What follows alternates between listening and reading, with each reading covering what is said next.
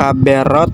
So ayan, may gulay at tilapia tayo at may ihawin at tilapia and huhumbahin natin na kamarinate na karne. Kaya ano pa hinintay natin? Let's go! At ayan na nga at nakapagpapoy na nga ako. Syempre matik yan at ayan ang may wagang kaldero. O diba?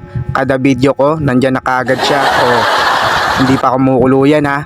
At ayan, ilalagay ko na ang may wagang sibuyas na lagi nagpapaiyak. At dali-dali ko na nga inilagay ang may wagang tilapia ni kaberot. At ayan nga siya syempre. O diba kumulo na at yung ingredient ko konti lang yan. Kung anong makita ko yan sa bahay. Kaya ayan ang nilagay ko. O asin lang tsaka magic sarap. O tsaka sili. O diba masarap na yan. Wala nang arte-arte. O diba hindi na uso yung mga marami pa ingredient. O wala kay sa luto ko. O ayan na kagad o nilagay ko na kagad. O sinalang ko na salbos. Tapos lahat ng mga talbos nakita ko sa kapitbahay ninakaw ko. Ayan o diba? O diba? O pakuluin mo lang yan ng konti lang. Saglit lang yan. Luto na yan. O diba? O kita mo sarap yan mga kaberot. At syempre nagsalang po ulit ako ng may wagang kawali ni Modra.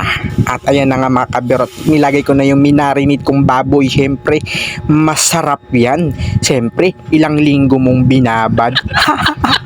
Diba? Sarap. O diba? Sa kabila pa yung apoy.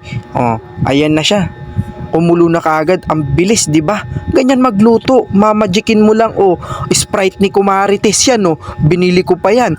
Sa kanya, sa tindahan nila. Saan ka pa? Pangpalasa 'yan. Ayan ang sikreto na sa humba. 'Di ba? Hintayin nyo lang 'yan maya-maya, tina mo kulo na 'yan, lapot na 'yan, tina mo. Kasing lapot ng pagmamahalan nyo, 'di ba? Napansin nyo, 'di ba? Pagbukas mo kaagad, luto na. Ayan, nilagay mo pa yung maiwagang sili. Pampatakot, 'di ba? San ka pa? Makikita nyo pa yan hanggang dulo. Tingnan nyo ha. Tutusukin ko yan. Sobrang lambot na yan. 'Di ba? Pag kinain yan, makakailang rice na naman tayo niyan. At sakto nga, tapos na ako sa humba. So, dito na naman tayo. Sa may wagang suman. Sumaniste. Hindi pala. Ano pala to? Lapia nga pala to.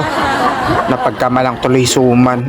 'Di ba? Ganyan ako mag-ihaw, mabango pa pag binalot mo kaysa naman sa foil. Mamaya sabihin, pag bumili ka sa tindahan, iba isip ng utak ng tao di ba? Ayan kung may dahon kayong saging sa likod ninyo, ayan, ganyan lang, di ba? Wala ka nang gagastusin. Ayan. Kaya thanks for watching sa mga manonood dyan. Like and for subscribe sa aking YouTube channel. Bye bye you.